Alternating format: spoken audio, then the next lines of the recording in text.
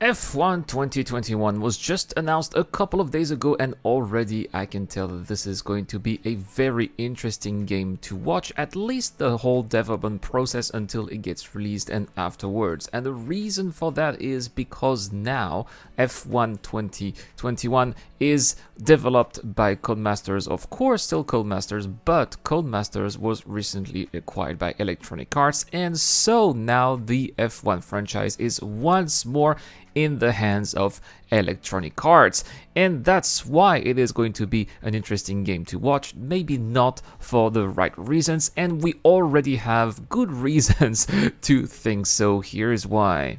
But first, let's have a look at the features of this new 2021 Formula 1 game, and there is going to be a brand new thrilling story experience called Breaking Point. Unfortunately, there is no detail about what that breaking point is, so we can't talk about it. They just have to convince us that it really is exciting, but so far, well, I am not convinced. I need to have more details. New ways to play, so there you go. We're gonna have a two-player career in split screen. That is quite exciting because lots of old school players like myself do enjoy playing with other people too, so pretty cool to see the return of split screen. My team mode is also coming back here, where we can create a driver, choose the sponsors, engine suppliers, everything like in F1 2020, which I really enjoyed, and it's going to also allow the creation of an 11th team, which is also a good thing because with only 10 teams and 20 cars, the grid kind of feels empty. So if we can have two more, then that's already extra excitement. They expanded the driver's stats, which now includes focus and a whole new team critical department events to address. They've also so we've got the split screen, it's there. Casual race options are there. The acclaimed 10-year career mode, including updated research and development. Now the thing is that this is something that I want to have, especially if you remember back the old F1 challenge 98 2002, back from Electronic Arts, actually from a long time ago. Back then we had a multi-year career mode which spanned from 1998 until 2002, and I thought that it was really great because we could see the evolution of the tracks, different cars, coming and going. I'm thinking of the Prost F1 team, for example, which was available at the start of the career and then was gone, and unfortunately with those career modes, this is not something we have. It's just the same season over and over again, and that is boring to me. However, we now have the full Formula 2 season, which is where you're going to get more familiar with the tracks and more familiar with the game mechanics, kind of like a tutorial before jumping into Formula 1, and that is a good move, I think. Now, on top of that, for an extra $10, or at least $10 where I live, there is also a deluxe edition. And with this deluxe edition, you'll be able to get access to the game 3 days early. So you pay to play a little bit early. I suppose this includes the entire F1 2021 game, as they say. Well, obviously, right? Since if you pay more, you expect to have at least the entire game. And some icon packs, and also a little bit of content called Breaking Point Content Pack, which is here to say celebrate the release of F1 2021 with exclusive in-game items inspired by the fictional stars of the new Breaking Point story experience. Equip them to race as Devon Butler, Aiden Jackson, and Casper Ackerman. And that includes some avatars, car liveries, suit, clothes, helmets, and radio victory voices. Yay!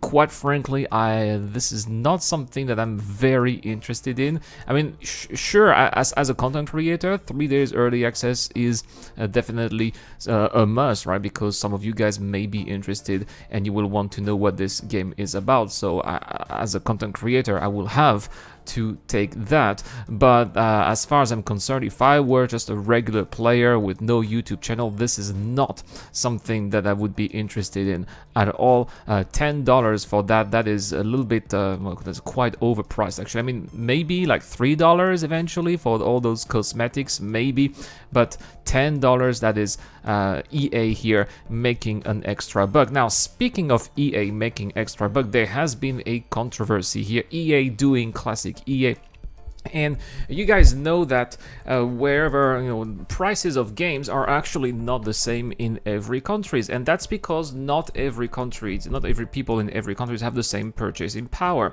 And there's been an overall policy from lots of game developers and also game publishers to adjust those prices based on people's purchasing power in various countries. For example, games in Russia are going to be cheaper than games in France, and games in America are going to be more expensive than games where I live here in Taiwan. And the reason why those companies have these policies is to avoid games being hacked and games being pirated, because the reason why so many copies in those countries were pirated in the past, and still are to some capacity, is because people simply don't have the means to buy a game at $50. It's just way too expensive for them, which is why, for example, when F1 2020 was released in Argentina, it was originally released at the price of $7 in order to match people's local purchasing power. But this is something that unfortunately EA is no longer going to do, and they are going to release the game at full price in those countries as well.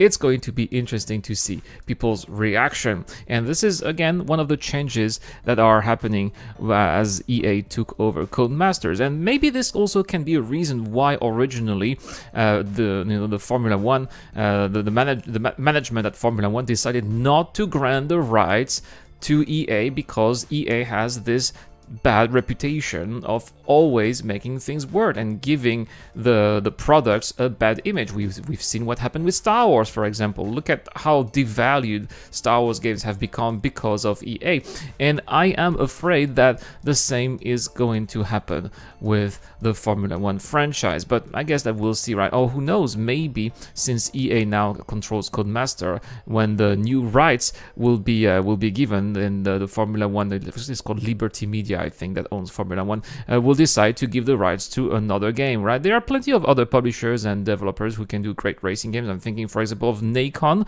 We'll be talking about Nacon later this week, by the way, because we'll have some exciting news about Test Drive Unlimited Solar Crown. We'll be talking about that later this week.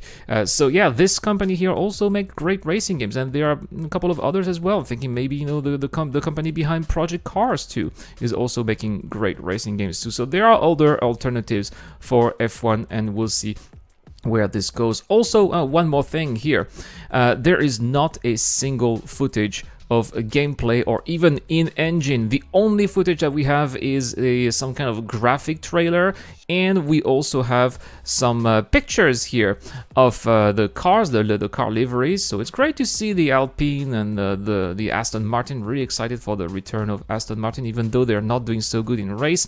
But again, they even said this is work in progress and not even the final car model. So we basically have no visual at all for F1 2021. It's just, hey guys, it's there, it's coming, please buy it, and that's basically it, which is also something that I don't like. But let me know in the comments down below, guys. Do you think that that EA is pushing things a little bit too far here by getting this game out already on Steam for pre-release without showing anything? I think that's a little bit outrageous, but let me know about that in the comments down below. That's all for this video, guys. Thank you so much for watching. I'll see you guys next time for more content on the channel. This is the Eradicator. I'll see you guys later. This video is brought to you by the people who support this channel on Patreon and via the join button as well. Supporters of the channel get access to lots of cool perks, such as access to my private Discord, your question answered in the show, you get to know when I'm going to play, and also you get to have a chance to influence the editorial line of the channel. Any help is appreciated, starts at just $1 a month. Thank you very much for watching. This is the Eradicator, and I'll see you guys later.